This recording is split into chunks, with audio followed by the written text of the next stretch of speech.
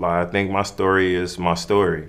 I wouldn't have wanted it any other way but how it played out.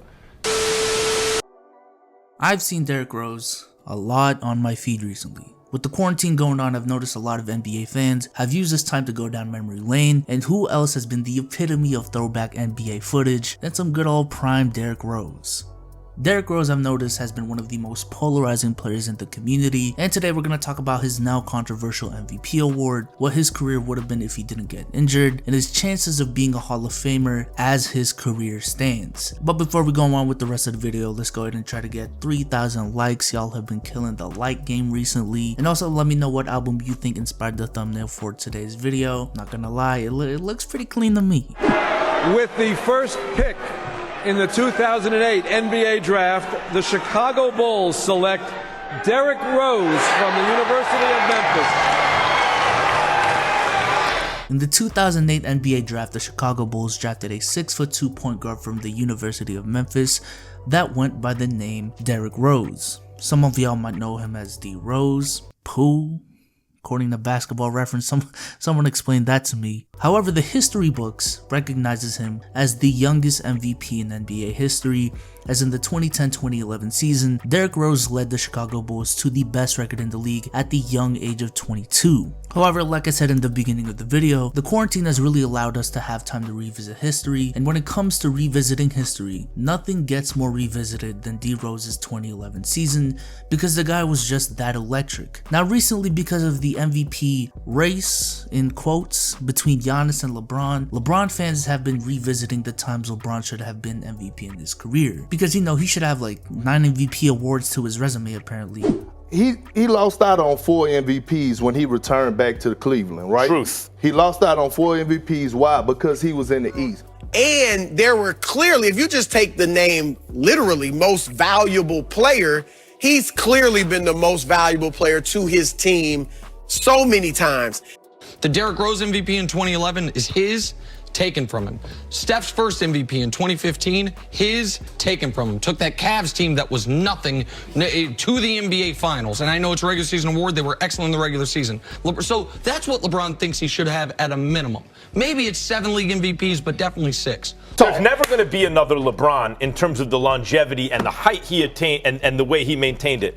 But I'll say this, he got 4 MVPs, he should have at least 8, right? I agree. Jordan probably... Shout out to Basketball Examine for that footage, link in the description. But as you can see, 2011 is one of those seasons that many LeBron fans claim should have been his MVP. And I guess from my tone, you guys can already tell where I'm going, but the truth is, Derrick Rose 100% deserved that MVP that year. Now, what even is the argument for LeBron?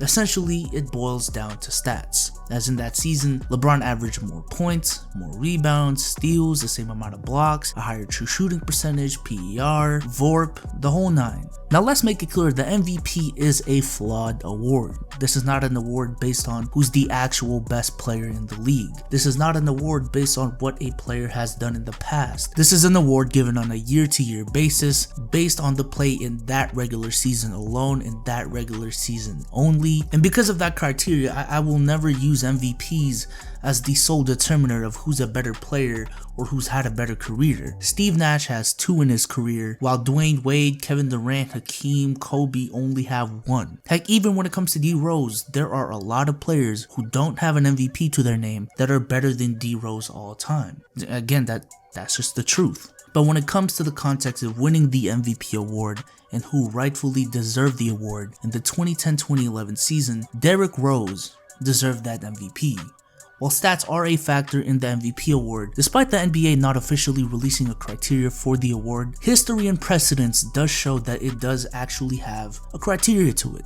That being a player who puts up great stats and a player who leads their team to one of the best records in the league. More specifically, in the league's 65-year history of giving this award, assuming that Giannis does win it this year, 91% of the time, the winner of the award has gone to a player who leads their team to at least a top 4 record in the league. 85% of the time it goes to someone who leads their team to a top 2 record, and 66% of the time to the player who leads their team to the best record in the league. Now, narrative and proper context does play a part as well, but just from those statistics alone, Derrick Rose putting up great stats and leading his team to the best record in the league fits that criteria. But now let's add context. Derrick Rose led the Bulls to the best record in the league, with Joakim Noah missing 34 games, Carlos Boozer missing 23 games, with a 38-year-old Kurt Thomas starting 37 games because of the injuries to those two guys, and even he missed 31 games due to his own injuries. Meanwhile, LeBron James, the great LeBron James, just joined Dwayne Wade and Chris Bosh in South Beach, proclaimed that they were going to win not 4,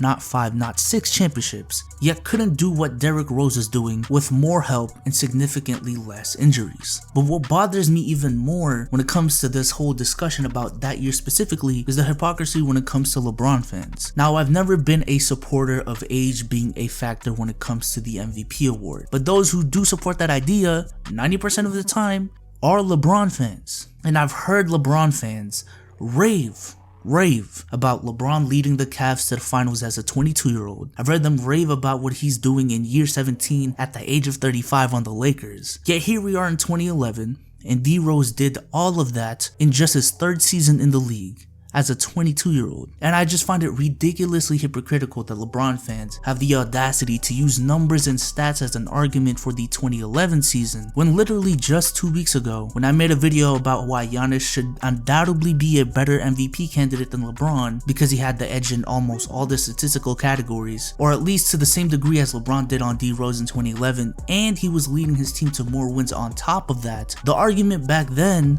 was what LeBron was doing at his age. And man, LeBron fans just frustrate me.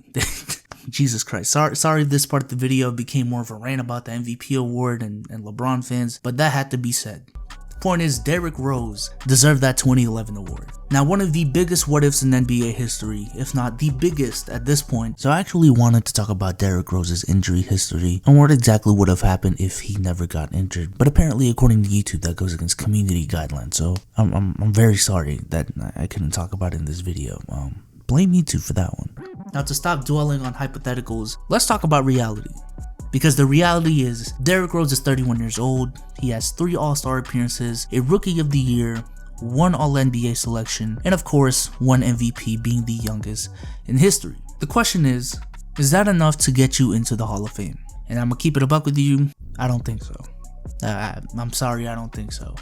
Despite the Basketball Hall of Fame having easier standards to get in than other Hall of Fames, I genuinely don't believe Derrick Rose qualifies to be a Hall of Famer, making him the first MVP in league history to be in that category. Now you guys might be thinking, B-Souls, how can a player like Reggie Miller be in the Hall of Fame with 3 All-NBA selections and 5 All-Star appearances, and he doesn't have an MVP like Derrick Rose? How can he be in the Hall of Fame, but you don't think Derrick Rose should? Man, just look at Reggie's career. We're talking about a whole decade plus of consistent production, ending his career with 25,000 points and having the 3rd most threes in history and held first for a long time. Well, B-Souls, what about Bill Walton? I mean, he really only had like 4 good years and he was injury prone, yet he's in the Hall of Fame. Well, for one, Bill Walton not only won an MVP, but he also won a championship and a finals MVP within that time span. And that's on top of 2 NCAA championships and a very dominant college career. And since this is the Basketball Hall of Fame, this doesn't just account NBA play. Well, B-Souls, what about Carmelo Anthony?